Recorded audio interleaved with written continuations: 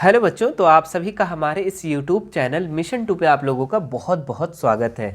तो बच्चों, आज हम क्लास 10th का हिंदी का model paper weekly test model paper set 2 को करने जा रहे हैं।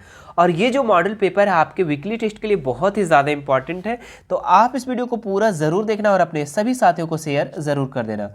मेरे प्यारे बच्चों, इससे पहले हमने हिंदी का मॉडल पेपर सेट 1 चैनल पे अपलोड कर दिए हैं। यदि आप उसे नहीं देखे हैं तो इस वीडियो को देख लेने के बाद आप सेट 1 को अनिवार्य रूप से ज़रूर देख लेना।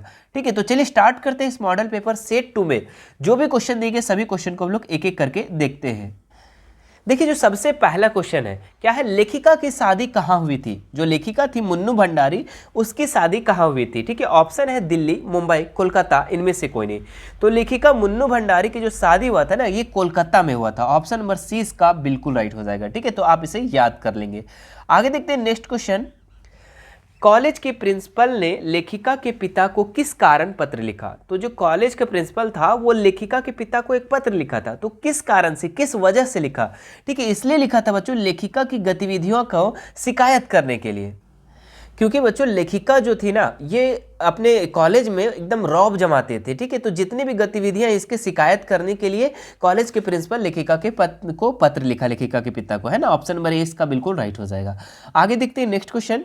लेखिका के अनुसार उनके पिता की सबसे बड़ी दुर्बलता क्या थी। ठीक है, तो लेखिका के अनुसार पिता की सबसे बड़ी जो दुर्बलता थी वो क्या थी। यश की चाह, समाज में प्रतिष्ठा बढ़ाने वाले काम, विशिष्ट बनकर जीने की इच्छा, इनमें से सभी।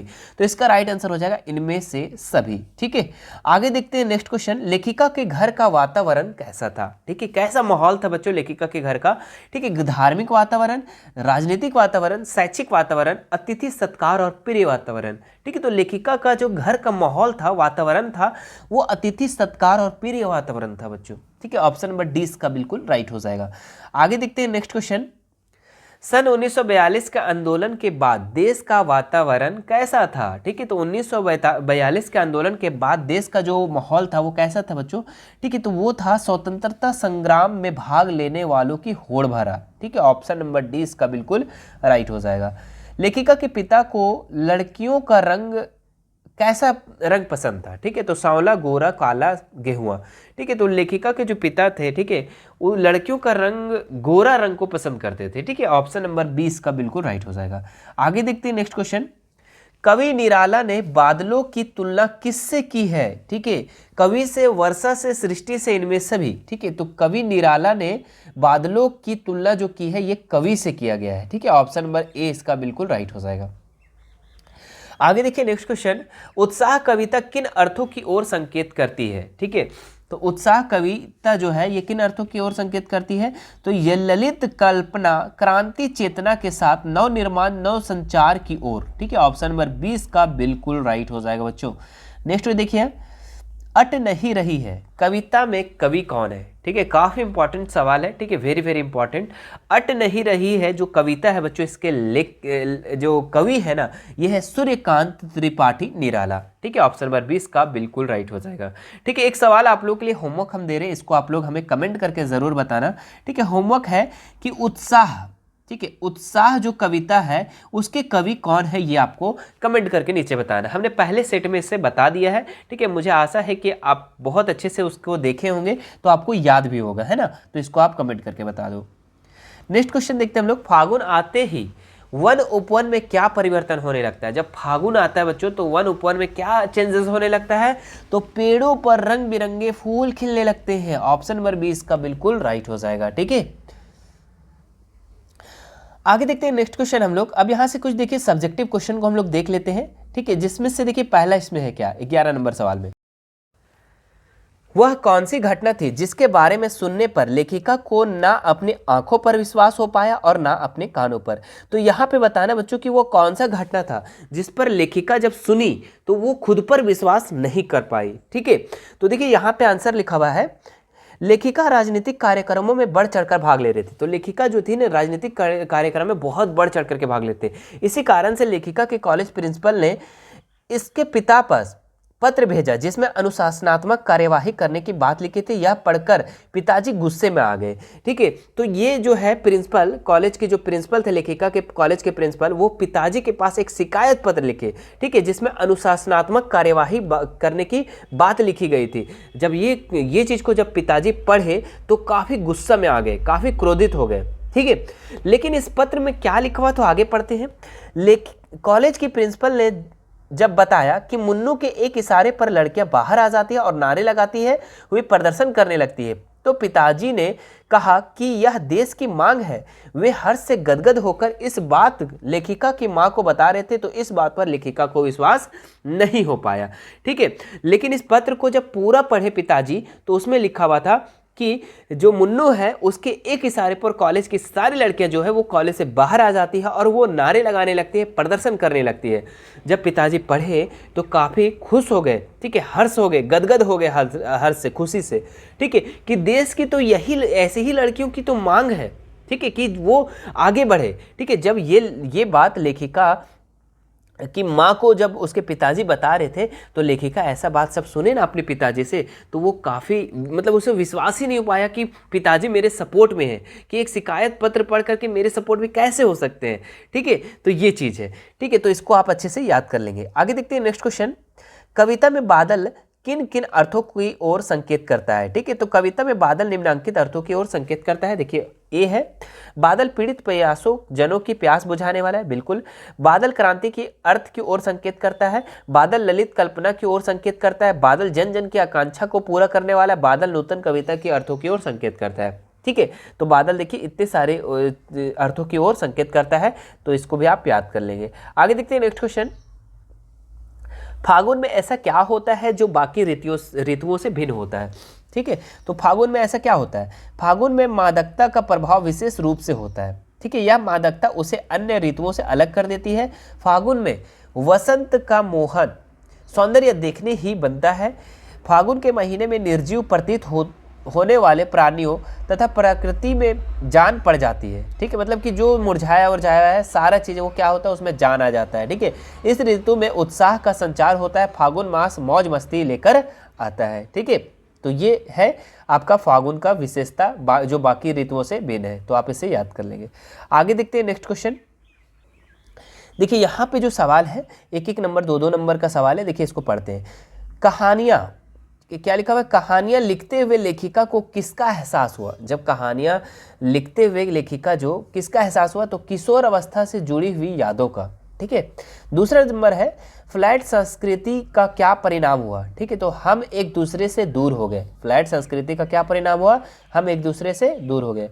लेखिका के घर में कौन सा बवंडर मचा हुआ था? तो लेखिका के जो घर में है वो कौन सा बवंडर मचा हुआ था? तो लेखिका तथा उनके पिता के मध्य टकराहट होना। ठीक है, आगे देखते हैं। रगों में खून की जगह लावा बहने से क्या तात्पर्य है? तो अत्यधिक जोश और उत्साह होना। ठीक है, रगों में खून की जगह लावा बहने का मतलब क्या हुआ कि अत्यधिक जोश, बहुत ज़्यादा जोश है और उसका उत्साह है ना। आगे देखते हैं। लेखिका के पिता स्वभाव को क्रोधी किसने बना दिया? तो आर्थिक तंगी ने, मतलब कि उसके पास जो है ना पैसा की कमी हो गई थी, जिसके कारण से वो हमेशा क्रोधित रहते थे। ठीक है, लेखिका को अपने अस्तित्व का एहसास कब हुआ? ठीक है, बड़ी बहन और भाई की छत्र छाया हटने पर। ठीक है, जब उसको अपना खुद का एहसास कब हुआ? जब बड़ी भाई बहन उसके छाया छत्र से हट गए तब, है ना। आगे देखते हैं। घर की दीवार का पूरे मोहल्ले तक फैलने से क्या आशय है? सारे मोहल्ले का घर जैसा होना, ये घर का दीवार का पूरे मोहल्ले तक फैलने का यही मतलब है। आगे देखिए नेक्स्ट। लेखिका के व्यक्तित्व पर सबसे ज़्यादा किसका प्रभाव पड़ा? तो ये इसके पिताजी पर पड़ा, और एक और पर पड़ा। किस पर? उसके हिंदी प्रधानाध्यापक हिंदी शिक्षिका पर, जो ये शीला अग्रवाल थी। लेकिन जो सबसे ज़्यादा पड़ा ना वो लेखिका के पिता का, है ना। आगे देखते हैं नेक्स्ट। लेखिका के माँ का स्वभाव कैसा था? तो वो सहनशील था। कैसा था? सहनशील। मुन्नू भंडारी का बचपन कहाँ बीता? तो अजमेर में बीता। ठीक है, कहाँ भी बीता? अजमेर में। लेखिका के पिता लेखिका को घर में होने वाले बहसों में बैठने को क्यों कहते थे? वे उसे देश की स्थिति में परिचित कराना चाहते थे। ठीक है, लेखिका के पिता को बोलते थे कि जब बड़े लोग बात करते हैं, जो बहस होता है उसमें बैठो, एकदम साइड मत हो जाओ, ठीक। क्यों? क्योंकि वो देश के बारे में, स्थिति के बारे में परिचित कराना चाहते थे उनको, लेखिका को। लेखिका के पिता लेखिका को बहुत आगे बढ़ाना चाहते थे, है ना। आगे देखिए, बैठकों में होने वाली बहसों का मुद्दा क्या रहता था? तो राजनीतिक मतभेद, ठीक है। लेखिका के मन में कौन सी हीन भावना ग्रंथि बन गई थी? तो काले रंग का होना, ठीक है। लेखिका जो थी ना, ये काली थी, ठीक है। कैसी कलर का थी? काली थी, इसलिए इसमें हीन भावना ग्रंथि बन गई थी, ठीक है। इसके मन में बन गया था, तो काली रंग का होना, ठीक है। अब देखिए, हम लोग कुछ एक्स्ट्रा क्वेश्चन भी प्रैक्टिस कर लेते हैं ताकि आपका टेस्ट अच्छा जाए, क्योंकि हम लोग हर मॉडल पेपर में कुछ एक्स्ट्रा क्वेश्चन भी कर लेते हैं ताकि हमारा टेस्ट अच्छा जाए, अर्धवार्षिक परीक्षा, फाइनल बोर्ड, सभी में आप लोग को ये काम है ना। देखिए, इसका जो सबसे पहले क्वेश्चन है, लेखिका की बड़ी बहन का क्या नाम था? तो लेखिका की बड़ी बहन का नाम सुशीला था। ऑप्शन नंबर सी इसका बिल्कुल राइट हो जाएगा। आगे देखते हैं नेक्स्ट क्वेश्चन। उत्साह कविता में प्रयुक्त उन्मन शब्द किस भाव का सूचक है? तो ये उदासी का है बच्चों, ठीक है। किसका है? उदासी का। ऑप्शन नंबर ए इसका बिल्कुल राइट हो जाएगा। उत्साह कविता में बादल किसका प्रतीक है? तो ये क्रांति का प्रतीक है। किसका प्रतीक है? क्रांति का। आगे देखते हैं, कवि बादल में किसका स्वर सुनता है? तो ये किसका सुनता है? तो ये क्रांति का सुनता है। ऑप्शन नंबर ए इसका बिल्कुल राइट हो जाएगा। आगे देखते हैं नेक्स्ट क्वेश्चन। कवि के अनुसार किसके केस सुंदर, काले और घुंघराले हैं, ठीक है। तो कवि के अनुसार किसके केस सुंदर, घुंघराले है? तो ये बादल के। ऑप्शन नंबर सी इसका बिल्कुल राइट हो जाएगा। धराधर किसके लिए प्रयुक्त हुआ है? तो ये बादल के लिए प्रयुक्त हुआ है, ठीक है। किसके लिए? बादल के लिए। आगे देखते हैं नेक्स्ट क्वेश्चन। ब्रज छिपा नूतन कविता फिर भर दो, यह पंक्ति किस कविता से ली गई है? तो ये लिया गया है उत्साह कविता से। किस कविता से? उत्साह कविता से लिया। ऑप्शन नंबर ए इसका बिल्कुल राइट हो जाएगा। उत्साह कविता में आए निदाघ शब्द का क्या अर्थ है? तो इसका मतलब है बच्चों अत्यधिक गर्मी। क्या मतलब है? अत्यधिक गर्मी। आगे देखते हैं नेक्स्ट क्वेश्चन। फागुन मास के कारण लोगों के चेहरे पर क्या है? ठीक है, तो फागुन मास जब आता है बच्चों तो लोगों के चेहरे पर जो है ना एकदम खुशी छा जाता है। ऑप्शन नंबर सी इसका बिल्कुल राइट हो जाएगा। आगे देखते हैं, फागुन मास में कैसी हवाएं चल रही है? तो ये कैसी हवाएं चल रही है? तो मादक हवाएं। ऑप्शन नंबर डी इसका बिल्कुल राइट हो जाएगा। ठीक है, वन के वैभव में क्या कूट कूट कर भरा है? ठीक है, तो ये क्या कूट कर भरा है बच्चों? तो शोभा और सौंदर्य। ऑप्शन नंबर डी इसका बिल्कुल राइट हो जाएगा। ठीक है, अब एक ये लास्ट सवाल बचा है और ये आप लोग का होमवर्क रहेगा। ठीक है, आप इसे कमेंट करके मुझे नीचे जरूर बताना। कॉलेज की प्रिंसिपल किससे परेशान थी? शिक्षिका से, लेखिका से, लोगों से, छात्रों से? ठीक है, तो ये आप हमें नीचे ज़रूर से ज़रूर कमेंट करके बताना। ठीक है, और वीडियो कैसा लगा बच्चों वो हमारे वीडियो को लाइक करके आप बताएंगे। ठीक है, आप लोग जितने से जितने ज़्यादा हो सके, ठीक है, आप लोग लाइक करना भूल जाते हैं, लाइक ज़रूर करें। ठीक है, और एक छोटा सा रिक्वेस्ट है, आप लोग थोड़ा सा वीडियो को ज़्यादा से ज़्यादा शेयर करें। ठीक है, आप लोग वीडियो को ज़रूर देखते हैं, ठीक है, कमेंट भी ज़रूर करते हैं लेकिन शेयर नहीं करते हैं। ठीक है, हमारे पास सारा डेटा आ जाता है कि कौन क्या कर रहा है। ठीक है, तो थोड़ा शेयर करो। ठीक है, थोड़ा आपका मदद हो जाए। आप लोग चाहते हो ना कि बस हम ही पढ़े, ठीक है, अरे भाई सबको पढ़ने दो, सबको मौका दो पढ़ने का। ठीक है, देखो भला करेंगे तो आपका भी भला होगा, तो थोड़ा सा शेयर करो आप लोग। ठीक है, ज़्यादा से ज़्यादा शेयर करो।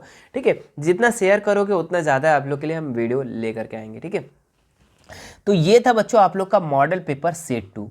ठीक है, क्या था? सेट 2। आपको सेट 3 चाहिए, ठीक है, तो नीचे ज़रूर से ज़रूर कमेंट कर देना। वीडियो को बाद में देख रहे हैं, ठीक है, तो सेट 3 भी आपको हमारे डिस्क्रिप्शन के लिंक में आपको मिल जाएगा। ठीक है, और बाकी कोई भी दिक्कत है आप हमें मैसेज कर सकते हैं इंस्टाग्राम पे। ठीक है, इंस्टाग्राम का लिंक मैं डिस्क्रिप्शन में डाल दिया हूँ। ठीक है, इंस्टा